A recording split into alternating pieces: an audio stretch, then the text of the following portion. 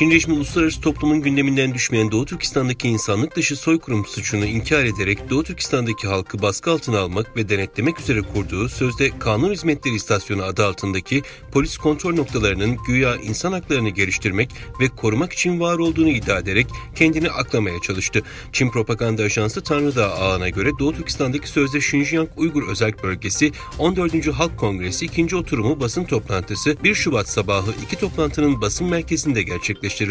Toplantıda sözde Xinjiang Uygur Özerk Bölgesi İşçi Sendikası'nın parti grubu sekreteri ve başkan yardımcısı gazetecilere Doğu Türkistan'daki mevcut durumu tamamen yanıltıcı ve yalan beyanları anlatarak halkın güvenliğini güvence altına almak için şehir, köy ve kasaba olmak üzere bütün bölgede 300'den fazla kanun hizmetler istasyonu kurduğunu ve tamamen insanların çıkarlarını korumak adına her kademedeki sendikaları ve avukatları kanunlara göre koordine ederek halkların hak ve menfaatlerinin korunması, sosyal güvenceyi en iyi şekilde sağlamak için hizmetler sunduğunu iddia ederek Uygurları gözetleyen her bölgedeki polis kontrol noktalarını savundu.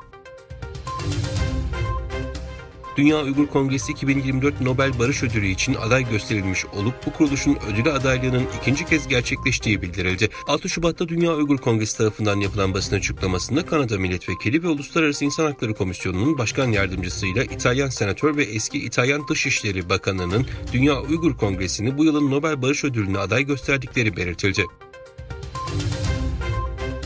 Doğu Türkistan'ı adeta distopik bir dünyaya çeviren Çin Komünist Partisi rejimi, merkezi yönetime karşı tehdidi azaltmak amacıyla diğer etnik görüşlere yönelik sözde önlemleri ve buna karşı argümanları güçlendireceğini açıkladı. South China Morning Post'un 2 Şubat'ta aktardığına göre Çinli yetkililer ideoloji alanındaki risklerden kaçınmak için Çin Merkezi Etnik İşler Komisyonu'nca bütün sosyal paylaşım sitelerinde Çin ortak bilincine aykırı her türlü etnik kökenlere ilişkin fikir ve tartışmalar üzerindeki kontrolün sıkılaştırılacağını bildirdi.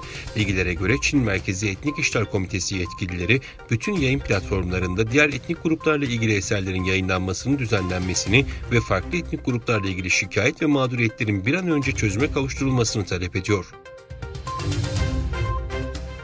ABD ve Çin Ekonomik Çalışma Grubu'nun 2 gün süren 3. toplantısı yapıldı. ABD ve Çin ekonomik zorluklar ve bunlara karşı işbirliğini görüşmek üzere Çin'de bir araya geldi.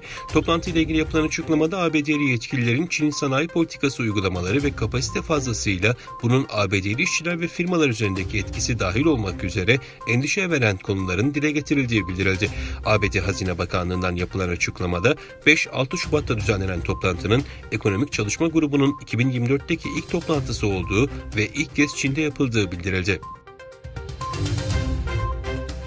Çin Halk Cumhuriyeti'nin Rus ithalatçılara çalışan ana bankasının işlemleri durduruldu. Vidomosity gazetesinin haberine göre Chenzhou Bank müşterilerini Rusya ile işlemlerin askıya alındığı konusunda bilgilendirdi. Gazetenin kaynakları banka yöneticilerinin geçen hafta müşterilere Belaruslu ve Rus şirket ve kişilerle iş yapmayı askıya alacağını bildirdiğini söylediler.